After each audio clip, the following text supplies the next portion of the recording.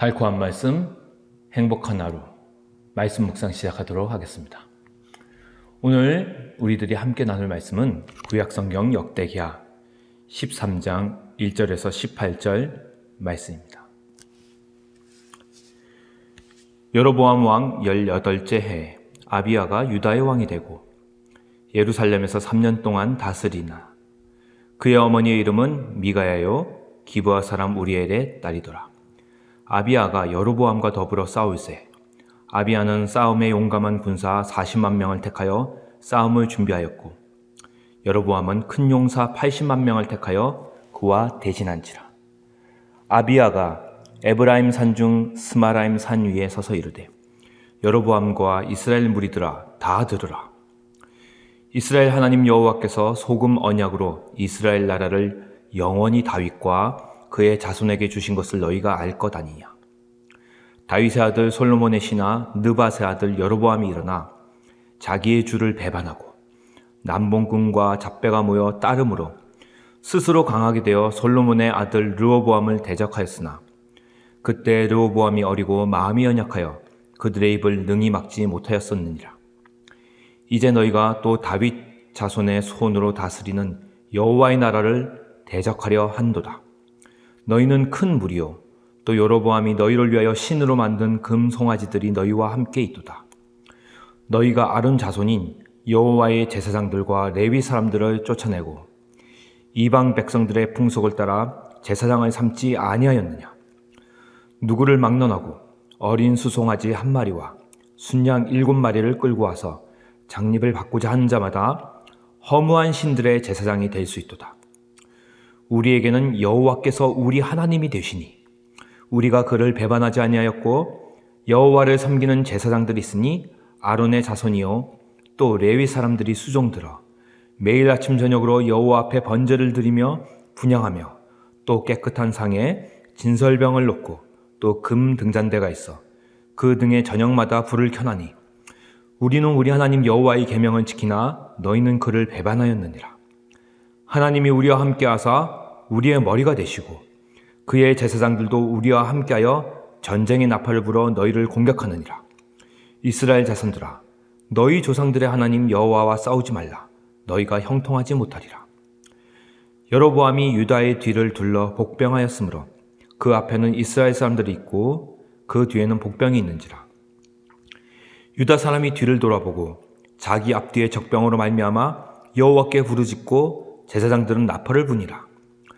유다 사람이 소리지르매 유다 사람이 소리 지를 때 하나님이 여로보암과 온 이스라엘을 아비야와 유다 앞에서 치시니 이스라엘 자손이 유다 앞에서 도망한지라. 하나님이 그들의 손에 넘기셨으므로 아비야와 그의 백성이 크게 무찌르니 이스라엘이 택한 병사들이 죽임을 당하고 엎드러진 자들이 50만 명이었더라. 그때 이스라엘 자손이 항복하고 유다 자손이 이겼으니 이는 그들이 그들의 조상들의 하나님 여호와를 의지하였습니다. 아멘.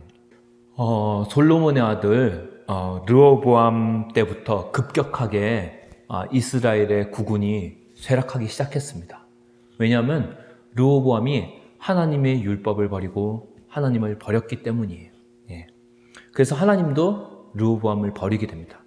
그래서 그때부터 여로보암이 르호보암에게 반란을 일으키게 되고 여로보암을 중심으로 한 북왕국 이스라엘이 분리 독립하게 됩니다. 그리고 그 이후로는 이제 남왕국과 북왕국이 완전히 분열되어 계속해서 전쟁을 치른 역사가 진행되게 됩니다. 오늘 말씀은 역대하 13장 말씀인데요. 이제 남유다가 르호보암의 뒤를 이어 아비야가 이제 왕을 잇게 됩니다. 그리고 다시 이 북이스라엘과 남유다가 이제 또 전쟁을 하게 되는 장면입니다. 남유다에서 모은 병력이 40만 명, 또 북이스라엘의 군대가 80만 명이에요. 병력이 2배 차이가 나는 거죠. 그래서 굉장히 군사력으로는 열지파와 또 이 유다와 베냐민으로 된 남유다가 이제 2지파고 북이스라엘이 10지파니까 사실은 지파 수로도 비교가 되지 않고 병력으로도 많이 차이가 나게 됩니다. 전쟁터는 이제 북쪽 동네인 에브라임 그 산지에서 이제 전쟁을 벌이게 되는 거죠. 근데 4절에서 12절 말씀 보면 아비야가 이제 전투를 앞두고 일장 연설을 하게 됩니다. 이제 선전포고를 하면서 일장 연설을 하는 거죠. 뭐라고 얘기하냐면은 유다의 군사들 또 여로보암의 군사들 모두를 향해서 말하되 이제 여로보암은 다윗의 아들이 아니다. 그러므로 왕의 자격이 없다. 사실은 왕의 신하, 즉 느밧의 아들이라는 거죠. 왕의 신하로서 혈통적으로 왕의 자격이 없는데 이 사람은 결국 왕위를 찬탈하려고 하는 사람이고 쿠데타를 일으킨 사람이고 가짜 왕이라는 거죠. 그리고 여로보암을 따른 사람들은 다 뭐다? 시정잡배들이라는 거죠. 예. 그리고 무엇보다 이들은 하나님의 법도를 버린 사람들이다. 예. 여호와 하나님을 버리고 정말 율법을 버리고 성전을 버리고 자기들의 나라에 하나님이 아닌 여호와 하나님이 아닌 금송아지를 그 우상을 신으로 세워서 거기에 예배하는 사람들이다라고 이들에 대해서 분명하게 얘기를 합니다. 사실 북왕국 남왕국이 분열된 이후 북쪽 이스라엘 사람들은 남쪽 예루살렘으로 계속해서 뭐합니까? 이제 절기마다 예배를 드리러 제사를 드리러 가게 되지요. 그러다 보니 북왕국 사마리아가 수도인 그 북왕국의 여로보암은 굉장히 종교적인 명분이 없게 되죠. 왜냐하면 예루살렘은 이스라엘에 있지 않고 유다에 있기 때문에. 그래서 이 나라를 신이 지킨다는 그런 종교적인 명분이 그 당시 고대 왕국에서는 굉장히 중요했기 때문에 자기들의 나라에도 북이스라엘에도 뭘 만듭니까? 나름대로 제단을 쌓게 됩니다. 그래서 베델과 단, 남쪽과 북쪽에다가 따로 신전을 만들고 거기다 제단을 만들어요. 그리고 그 신으로 무엇을 세웁니까?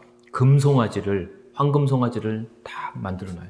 그래서 그 금송아지가 바로 이스라엘을 구원하는 하나님이시다, 신이다 하고 그쪽에다 제사를 드리도록 이제 북이스라엘 사람들을 설득하고 그렇게 종교적으로, 정치적으로 자신이 그 신으로부터 적통을 이어받은 그런 왕이라고 이제 얘기를 하게 되는 거죠.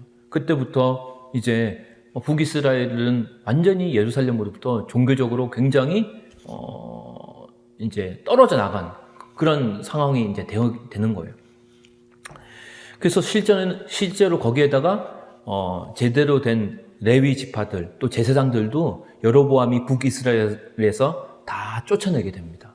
완전히 독립해 버리는 거죠. 종교적으로, 정치적으로, 또 영토적으로도. 결국 전쟁을 이제 치르게 되는데 그 전쟁에서 여로보암이 이제 용병수를 부리죠. 딱 앞쪽에는 유다의 앞쪽에는 이스라엘 사람들 배치하지만 뒤에도 이제 매복, 즉 복병을 숨깁니다. 그래서 양쪽으로 협공을 하게 되죠. 그걸 보고 남유다 백성들과 군사들이 놀라서 이제 소리를 지르며 나팔을 매복으로 협공당했다는 나팔을 부르게 되니까 그때 하나님께서 아비야와 그 백성들의 부르짖음을 듣고 어떻게 됩니까? 그 이스라엘을 군사들을 치게 됩니다. 그래서 전쟁은 결론적으로 북이스라엘이 완전히 패퇴하게 되죠. 거기서 죽은 사람만 50만 명이고 완전히 항복할 정도로 이렇게 전쟁에서 여로보암이 크게 지고 맙니다. 자, 결국 전쟁의 승리의 결정적인 원인은 표면적으로 보면은 사실은 군사력도 여로보암 쪽이 훨씬 더 셌고 또 전술로도 여로보암 북이스라엘이 훨씬 유리했지만 18절 말씀 보면 그때 이스라엘 자손이 항복하고 유다 자손이 이겼으니 이는 그들이 그들의 조상들의 하나님 여호와를 의지하였습니다. 예. 역대기 기자는 분명히 이거에 대해서 승리의 원인이 어떤 아비야의 전술이나 병법 때문이 아니라 그들이 하나님을 어떻게 했기 때문에 의지했기 때문에 하나님이 이스라엘을 쳤다라고 되어 있어요. 그리고 실제로 아비야도 분명히 12절 말씀 보면 하나님이 친히 우리와 함께 하사 우리의 머리가 되시고 그의 제사장들도 우리와 함께하여 전쟁의 나팔을 불어 너희 이스라엘을 공격한다 라고 얘기했어요. 그러니까 하나님이 누구 편이다? 아비야와 유다 백성들의 편이라고 분명히 얘기하고 있습니다. 그러니까 아비야는 객관적인 전력상 굉장히 많이 불리했지만 전혀 주눅이 들지 않았어요. 왜냐하면은 하나님이 누구 편이라는 걸 알았기 때문에, 자신들의 편이라는 것을 알았기 때문이에요. 또 본인들이 하나님 편이라는 건 또 어떻게 하냐. 왜냐하면은 이 하나님께서 우상을 숭배하는 자가 아니라 여호와 하나님을 경외한 자, 하나님께 예배드리는 자를 하나님께 기뻐하시며 하나님이 그들의 편이 되신다는 것을 그들도 알았고 믿었기 때문이에요. 예. 그러니까 전쟁의 성패는 군사력에 달린 게 아니라 바로 무엇에 달렸다? 하나님이 누구 편이냐? 누가 하나님 편에 달렸냐? 거기에 달렸다는 것을 아비야가 굳게 믿었기 때문에 그렇게 담대하게 말할 수 있었던 거죠. 사실은 전쟁의 승패가 결정되기 전에 이미 전쟁이 시작되기 전 그 일상의 삶에서부터 성패는 결정된 거예요. 왜냐하면 이스라엘 사람들은 전쟁이 있기 전에도 이미 하나님을 떠난 사람들이었어요.